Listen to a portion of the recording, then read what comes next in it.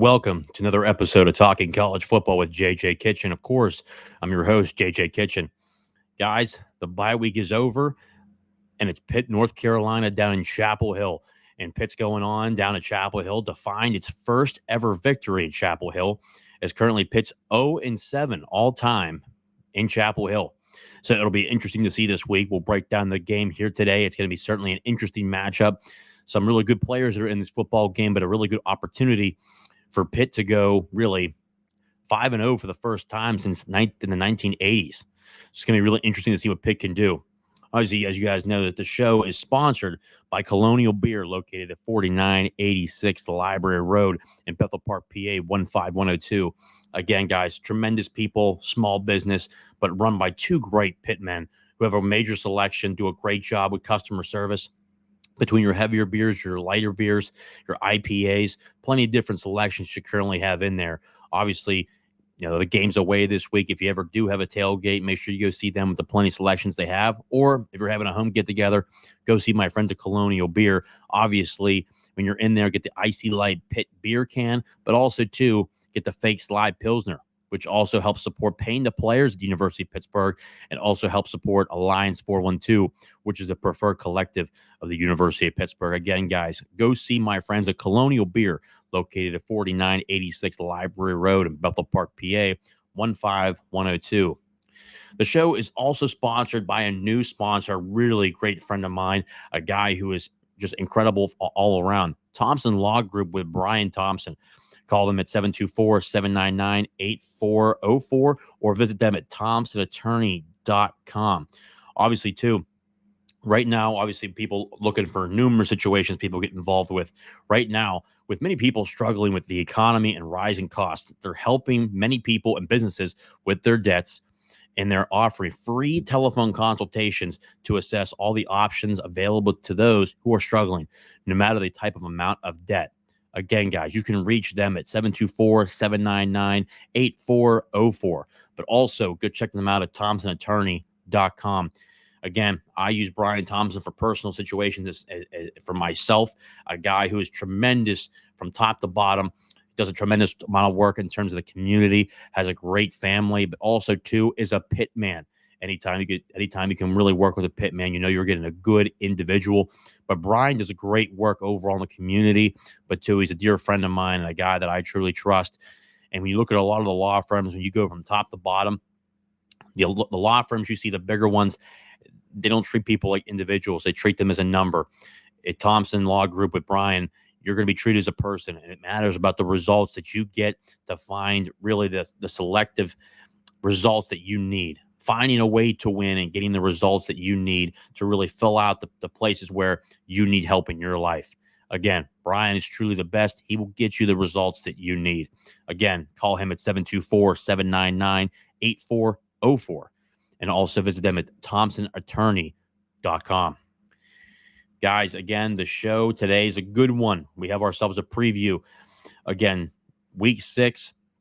Bye week last week, Pitt at North Carolina in Chapel Hill, has not won down there before. It's going to be interesting this week to see exactly what they do from top to bottom.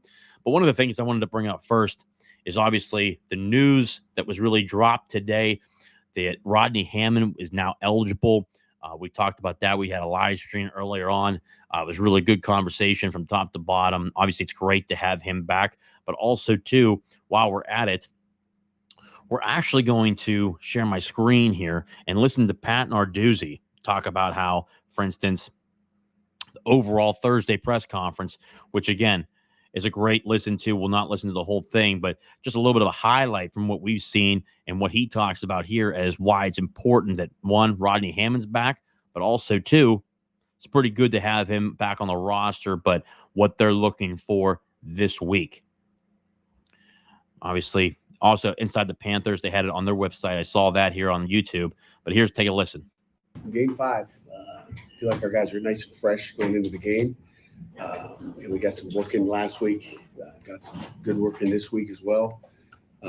We're ready to roll and travel down there tomorrow. We've got a little personnel news that I know Jerry is always happy with, that Rodney Hammond will be available for this weekend as well. So he's practiced up and ready to roll, and we're excited as a coaching staff, as a team, that he is back, and it's a great thing for everybody. But we're facing a great North Carolina football team. Regardless of what you guys think, you watch the tape, you put it on. They're talented. They can run. They can, they've got all the tools, and we'll have our hands full as we go down there. So we're prepared for a battle in Chapel Hill. So questions? Was reinstating something you had been working toward or hoping was a possibility this whole time? Yeah, it's something we're hoping, and we're happy that he's back playing for us. Was ready to roll. Was there an appeal of some sort? He was declared ineligible to start the season. Hey, I know right now he's ready to play. That's all I care about. That's all we're going to focus on, and we're going to focus on North Carolina. So it doesn't matter. Well, how And what does he add? What does he bring to that group? He brings a lot. I mean, he brings a lot. Obviously, Desmond's the guy right now as a starter, but Rodney's been, he's been practicing every day since it happened, and he'll be ready to roll. How much you plan on using him? I don't know. See how we go. Always got to be descriptive. How has he stayed focused? If you talk about focusing on the component, as far as practices and what he's been able to do, how have you seen him take? He's been great, and he's been mature, and it's weird. You don't know when it's going to happen, but I grabbed him. I don't know if it was over the weekend, and just said, "You need to take every rep. We're playing the best." And he was on the Scott team on Tuesday, you need to go out there and play and be that guy and give us the best possible look. You're the guy. I want you taking every rep. But he went out there Tuesday and got after it, and obviously things happen for a reason, so he's got some good work in. How much has he been practicing? Every day. Is he getting our reps over the last 4 or 5 weeks? He gets reps. Yep. Okay, what do you got for me? Come on, Andrew. Trying to avoid those play all questions. year. We got a lot of players that made plays. He hadn't made a play all year, so. Are you excited to have I'm assuming you're excited to have Desmond back for this game. How has he looked in practice? He's looked great. He's looked like he's like a new man. He's back, and he was smart for us to hold him out last week. It's good to hear. He's 100% now. Yeah, he's ready to roll. Coach, how does it help having this bye week last week going into UNC? Obviously, it's not easy to play Chapel Hill. Yeah, never easy. It's never easy to play anywhere or play anybody. But I think the open week helps us a little bit. I think the first thing it helps you with freshness. Some people say, does it help you? You were on a run. You like to take a break. But I think that's all mentality and irrelevant as far as not playing last week. We practice hard every day. I think it's kind of how we practice, and our guys are ready to go. During Youngstown State week, you said you were going to bring a little bit more of an edge. Did you have to keep that up during the bye week to keep everyone focused, or the guys pretty self-motivated?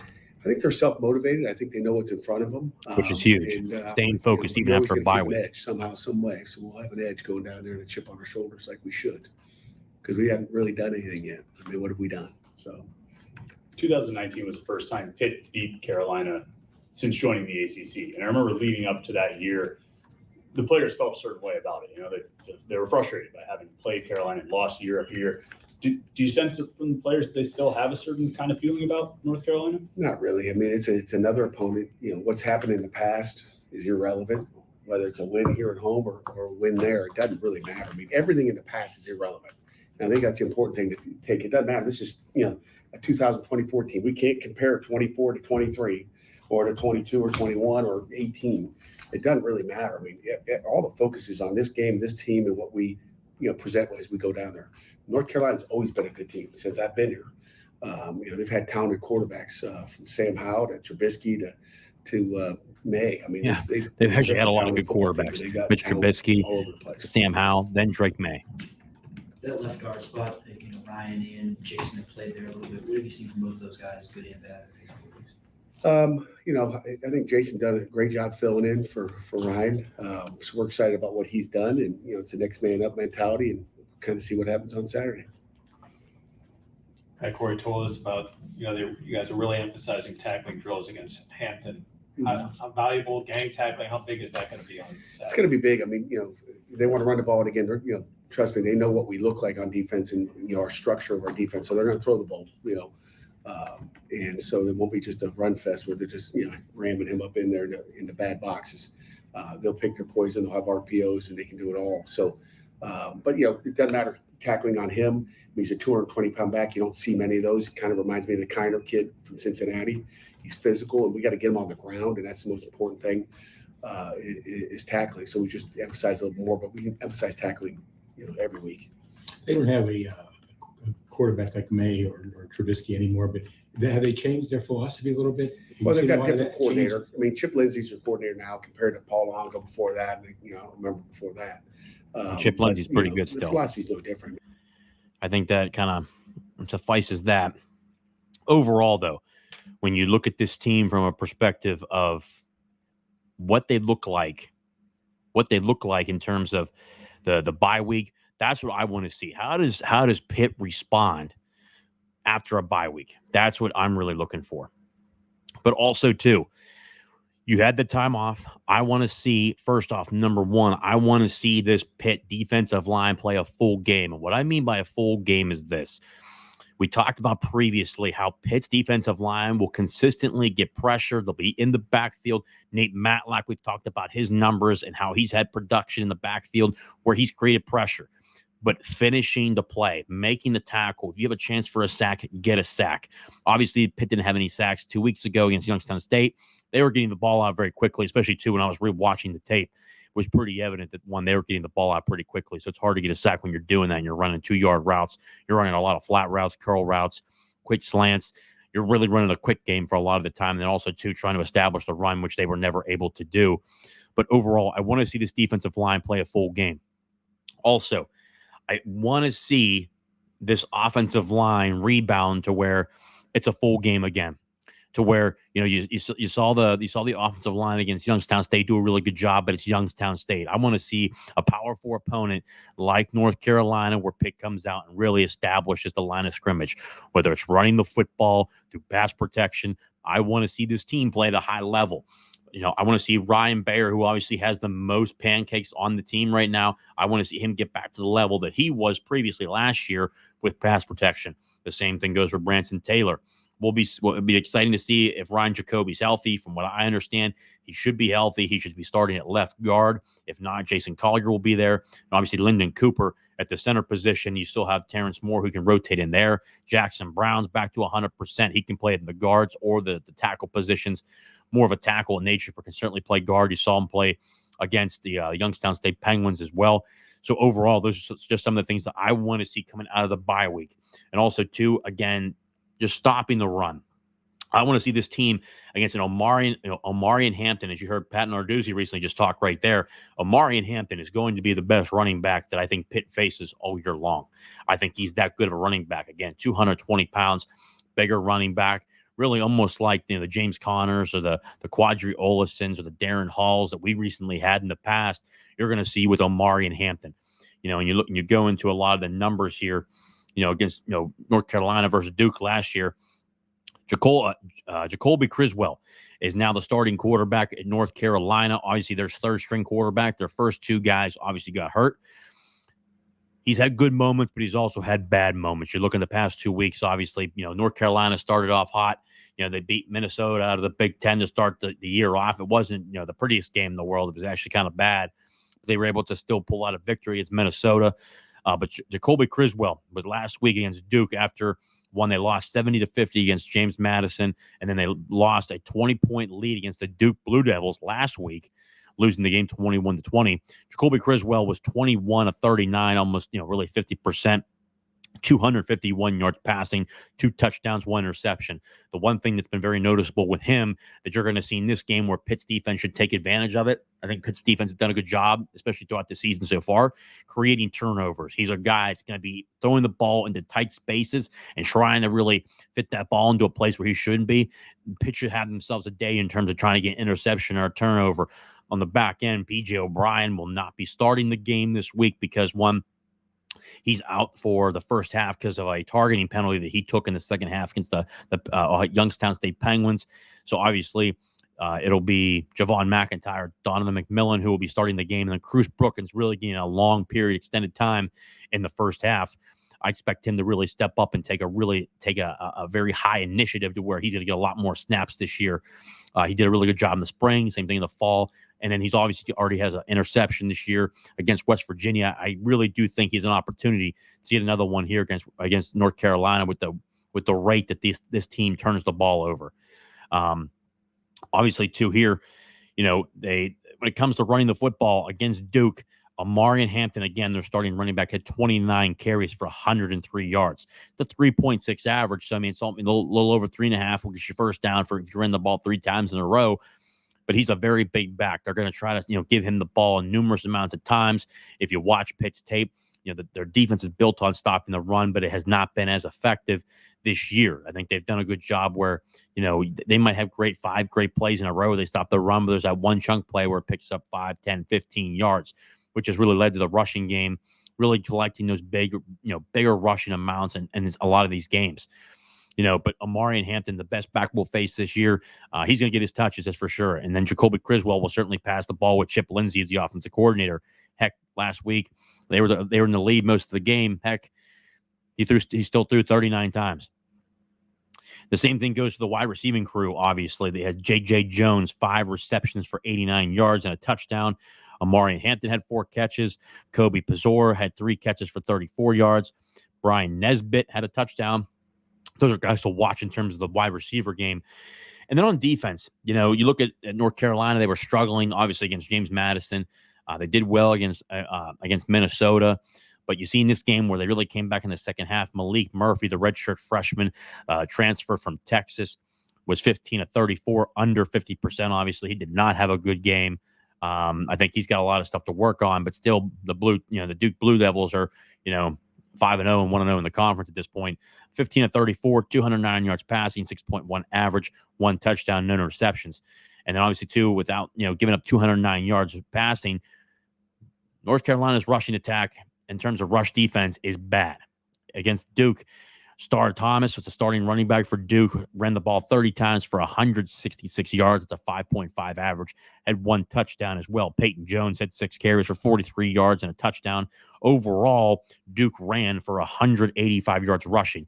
I expect guys like Donovan Reed and Rodney Hammond to really pick up the pace in terms of being able to run the football. But with the way that North Carolina's defense has been playing the last 2 games, Pitt's still going to throw the football. They got a lot more weapons than Duke, I can tell you that. They had a lot more weapons than James Madison. You got Kanate Mumfield, Kenny Johnson, Raphael Poppy Williams, C.J. Lee, Dejon Reynolds, Gavin Bartholomew. You've got a lot of weapons on the outside you can really utilize with being able to pass the football. And I think the way that the Cade Bell really solidifies his offense is, hey, look, they want to push the ball down the field. They want to create opportunities and put the ball in the playmakers' hands, especially, too, with Donovan Reed and then potentially now Rodney Hammond coming out of the backfield. You can bet, they're going to be a lot of touches through on the ground, but also, too, out of the backfield as well, especially, too, when you have that check down route if somebody's not open down the football field. But overall, I think that when you look at Cade Bell, he's done a great job of distributing the football between all of those guys. And there really hasn't been a favorite to this point. I think Gavin Bartholomew in this football game is going to have a lot more opportunities to go down the field, especially the seam routes, being able to create mismatches with the linebackers that North Carolina presents. I think potentially Gavin Bartholomew could really have a breakout game here as a guy who gets a lot of touches, but also, too, Kanate Mumfield and Kenny Johnson will certainly have their tendencies to be able to pick it up on. Again, I expect Eli Holstein to throw 30 to 40 times this game.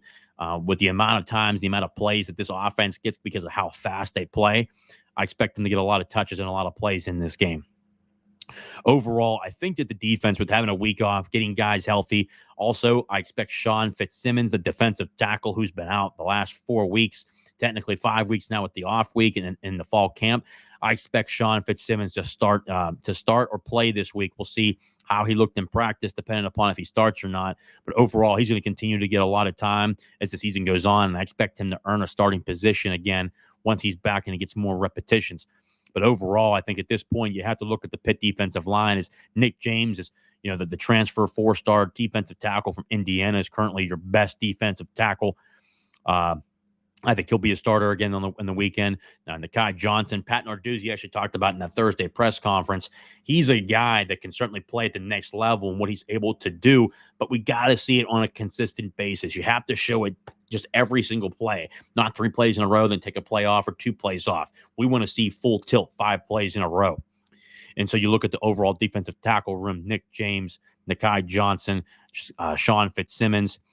You still have Elliot Donald in there. Isaiah Neal, I expect him to have a bounce back game. I think overall, the former 4-star, the more repetitions he gets, the better he'll get. Early on in the season, I think he was really out of place sometimes. not having that gap discipline, but he continues to get better every single game. I expect him to have a damn good football game against North Carolina. Obviously, too, when you look at North Carolina, one of the things that I noticed immediately on tape, their tackles, I think by far, probably the weakest offensive line that we've faced to this point. This is a game where you want to see Nate Matlack, Sincere Edwards, Chief Borders, and Jimmy Scott. You know, Jimmy Scott and Nate Matlack are your two starters at defensive end. This is a game you want to see them get on track. This is a game you want to see them be able to get after it and create pressure, because when Chris Wall's under pressure, he creates, opportunities where he throws the ball in the tight spaces and creates turnovers. Same thing goes for a guy like Sincere Edwards. I expect him to get off the ball at a high rate and create pressure plays. But more importantly, the fourth guy on that list, when you see a guy like Chief Borders, I want to see Chief Borders take that next step. We really haven't heard much of him. He hasn't really done much. I think the more time that he gets, the better he'll get. But here we are in the 5th game of the season. You want to see some production now. And then also, too, but guys behind him, Maverick Gracio, he's still there. David Ajebi, we'll see if Nate Temple gets back in time, whether it's this week or next week, or if he ends up playing or not. I want to see more production out of the defensive line this week, but especially pressure on the outside. That's what I currently want to see. And when I watch tape on North Carolina, Chip Lindsey's a damn good offensive coordinator, but the offensive line has been a real struggle for North Carolina, and their tackle positions have been really rough to watch this year. So I really want to see Pitt get after the quarterback in this football game. Overall, for me personally, let's see here. Had a score prediction here too, but also too, just quick stats. To this point right now, you still have Eli Holstein, 87 of 129, 1,183 yards passing, 12 touchdowns and 2 interceptions. Criswell, and just the number of games that he's played, he's only 64 of 111. Obviously, the completion percentage is down. 889 yards passing. Obviously, the passing yards are up. 6 touchdowns, but 3 interceptions. Again, he creates the opportunities where you can make turnovers. Desmond Reed, 44 carries, 319 yards rushing, 1 touchdown. Omarion Hampton, look at these numbers right here. 114 carries, 658 yards, and 6 total touchdowns. And then to the receiving leaders here, Kanate and Mumfield, 20 receptions for 315 yards, 3 touchdowns. And then receiving for J.J. Jones for North Carolina, 16 receptions, 264 yards, and 1 touchdown. Obviously, too, you look at some of the stuff here again that I talked about before that has just been on my mind. This has been a close series overall, but these games have potential to be close. But this is a season where I think that Pitt just continues to get better and better and better. North Carolina coming off of 2 straight losses. One, James Madison was a tough loss to begin with. Then you lose to your rival after blowing a 20-point lead. Pitt has the opportunity. One of the notes I wrote down here. Pitt has an opportunity to go 5-0 for the first time since 1991. That's a major accomplishment if they're able to do it. I think they will be able to do it with everything that's been going on between Pitt and just North Carolina really going in 2 separate directions at this point. But it really decides what do we see out of this football team coming off the bye week. From everything I've heard, they got a chip on their shoulder. They've achieved nothing yet. You've heard Pat Narduzzi talk about that. Conference play starts. It's time for this football team to really show what they're able to do, and it's going to be exciting to watch. But overall, I think Pitt will end up winning this game. But again, you look at the overall matchups on both sides. I think Pitt has a great chance to really break it out overall in this game. When it comes to a score prediction, I have Pitt winning this football game 38-21. 38-21. I think Pitt will score enough points in this game. I think that they'll be able to run the football. They'll be able to pass the football like they have been against a number of these teams between the Big 12, obviously an FCS opponent, Kent State. I think that actually will continue. I expect Pitt to put up 38 points, only give up 21. I think that their defense, it'll be interesting to see how they stop Omarion Hampton. I think that from knowing Pat Narduzzi for 10 years, you can bet your ass they were in practice this week, making sure they understand tackling assignments, but also, too, stopping the run. And I think with this team being 100% healthy at this point, coming off a bye week, their bodies feel good. North Carolina going in the opposite direction where they're just the wind is really out of their sails. So I got Pitt winning this football game 38-21. Guys, in the comments section, I want to know, what is your score prediction? Who do you think wins? And what are some of the things that you want to see in this matchup as we go forward into this game as Saturday starts? And again, you'll see this in The game will be in Chapel Hill, be on ESPN2 at noontime. Again, what's the score for you guys? What's the matchups you want to see? And what's the overall winner of this football game? Guys, as always, I'm beyond appreciative for everything you guys do. If you have not done so, subscribe to the channel, like this video. It helps us grow at a rapid rate. The show is great because of you guys, and I cannot thank you enough for supporting the channel. Guys, as always and forever, hail to Pitt and hail to the ACC. I'll see you guys next time.